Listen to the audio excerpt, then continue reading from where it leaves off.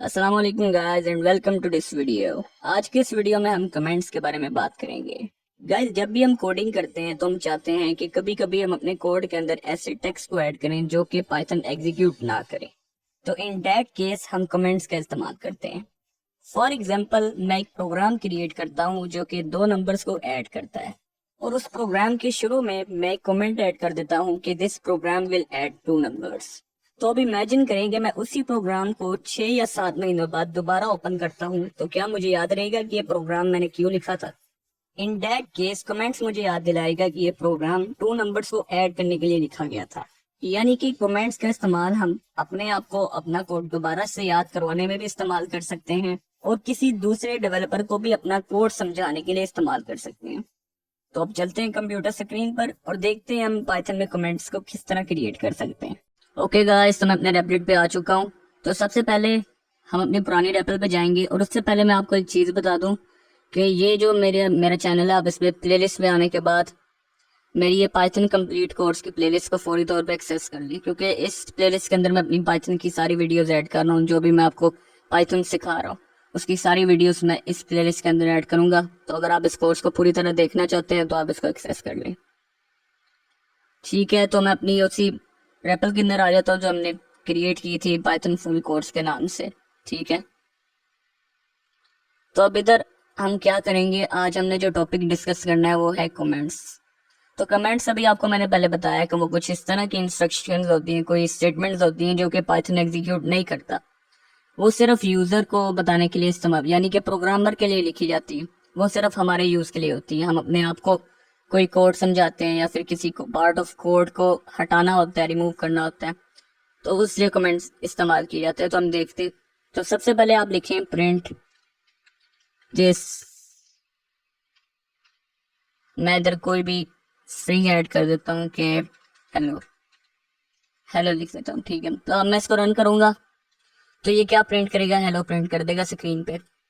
तो अब मैं इधर एक कमेंट ऐड करता हूँ। कमेंट जब भी हम पाइथन के अंदर ऐड करते हैं तो एक सिंबल यूज होता है हैश का। ठीक है, Shift+3 को जब आप क्लिक करेंगे तो हैश सिंबल होगा, और जब आप हैश सिंबल के आगे कुछ भी लिखेंगे वो आपका कमेंट बन जाएगा। ठीक है, मैं इधर लिख देता हूँ दिस कोड विल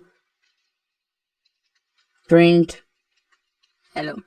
तो ये मैं कोड को एक्सप्लेन कर रहा हूँ, यानी कोड की डॉक्यूमेंट्री तैयार कर रहा हूँ। ये जो मैंने स्टेटमेंट लिखी, इसको अपने आप को बताने के लिए या फिर किसी दूसरे डेवलपर को बताने के लिए मैं ये स्टेटमेंट्स लिख रहा हूँ, ये कमेंट्स लिख रहा हूँ।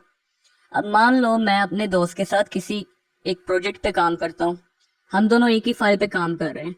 तो मैं इस फाइल पे फर्ज करेंगे मैं कोड लिखता हूँ। इधर एग्जाम्पल से मैं कोड उठा लेता हूँ। ये मैंने कोड उठा लिया। तो अब मैं इस कोड के ऊपर एक कमेंट ऐड कर देता हूँ कि अपने दोस्त को बताने के लिए प्लीज डोंट, इधर मैं लिख देता हूँ रिमूव दिस। ठीक है, तो अब मैं इस फाइल जब अपने दोस्त को शेयर करूंगा तो उसको ये कमेंट पढ़ के समझ आ जाएगी कि ये जो पार्ट ऑफ कोड है इसको रिमूव नहीं करना। तो इस तरह हम अपने जो टीम होती है उसको भी इस तरह बता सकते हैं कमेंट्स के जरिए। कमेंट्स बेसिकली सिर्फ प्रोग्रामर के लिए होते हैं, पाइथन का इससे कोई ताल्लुक नहीं होता। ना इसको रीड करता है ना एग्जीक्यूट करता है। ये सिर्फ आप समझ ले कि पाइथन के लिए इनविजिबल है, पाइथन इनको नहीं देख सकता। तो अब कमेंट्स के छोटे से यूजेस के बारे में बात करते हैं। कमेंट जो होता है किसी भी पार्ट ऑफ कोड को हटाने के लिए भी इस्तेमाल किया जा सकता है। फर्स्ट के लिए मैं पिछला ही कोड ले आता हूँ। अगर आप इसको कोड को सिलेक्ट करेंगे, आप इस कोड को रिमूव करना चाहते हैं कि आपको ये फंक्शन नहीं चाहिए जो भी हमने क्रिएट किया, तो आप क्या करेंगे, Ctrl+// को क्लिक करेंगे तो ये पूरा कमेंट बन जाएगा। ठीक है, ये सारा कुछ कमेंट में तब बदल गया है।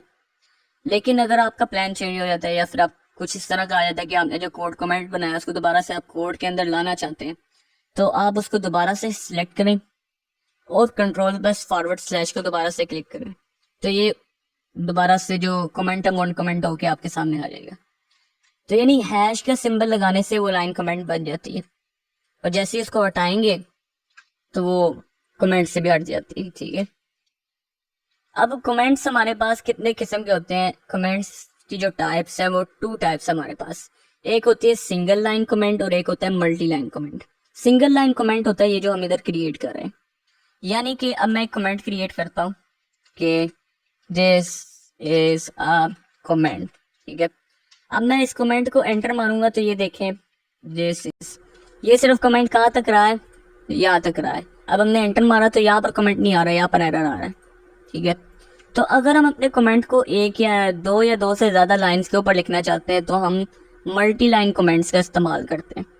मल्टी लाइन कमेंट्स जब भी हमने क्रिएट करने हैं पाइथन के अंदर तो हम ट्रिपल कोट को इस्तेमाल करते हैं, यानी कि ट्रिपल सिंगल कोट या फिर ट्रिपल डबल कोट, 1 2 3 इस तरह, ठीक है। ये मैंने ट्रिपल सिंगल कोट लगाया, इसके अंदर आप कुछ भी लिखेंगे दिस इज, अब मैं एंटर पे मार रहा हूँ, देखिए एक मल्टी लाइन कमेंट, ठीक है। दिस इज अ टेक्स्ट, अब मैं जितना मर्जी लिख दूँ इसके अंदर कुछ भी लिख दूँ वो सारा कमेंट रहेगा, चाहे आप एंटर मार के लिखें चाहे आप एक लाइन के अंदर लिखें।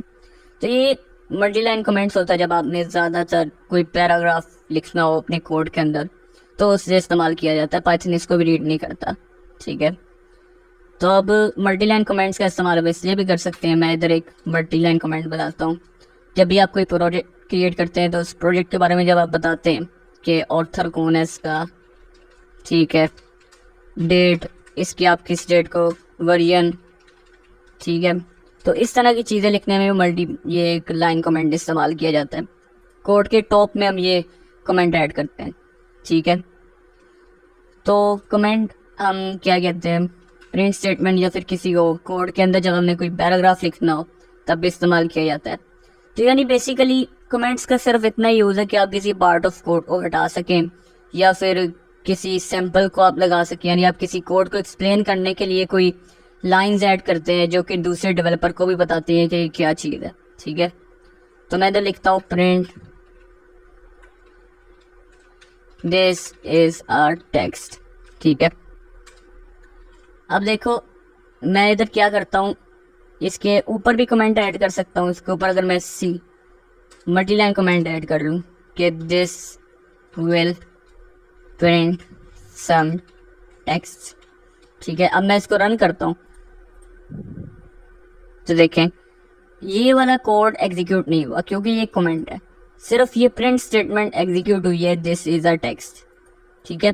क्योंकि जो पाइथन होता है वो सिर्फ कमेंट्स को रिमूव कर देता है, कमेंट्स को इनविजिबल देखता है और बाकी जितनी भी स्टेटमेंट्स है उनको एग्जीक्यूट करता है। कमेंट्स पाइथन नहीं पढ़ता, ना ही उनको एग्जीक्यूट करता है, ठीक है। अब इसके आगे में मैं कुछ कमेंट ऐड कर देता हूँ कि this is also a comment, ठीक है। अब मैं दोबारा एग्जीक्यूट करता हूँ तो सिर्फ प्रिंट वाली स्टेटमेंट एग्जीक्यूट होगी, बाकी दोनों कमेंट पाइथन के लिए इनविजिबल है, पाइथन उनको ना ही एग्जीक्यूट करता है और ना ही उनको देखता है, ठीक है। तो अब हम किसी प्रिंट स्टेटमेंट के अंदर अगर हम कमेंट ऐड कर देते हैं, जैसे मैं इधर ऐड करके आपको दिखाता हूँ, मैं इधर एक प्रिंट स्टेटमेंट लिखता हूँ, print this is a statement. अब इसके अंदर कमेंट ऐड करता हूँ कि दिस इज अ कमेंट, ठीक है। तो क्या होगा, अब एरर आ जाएगा।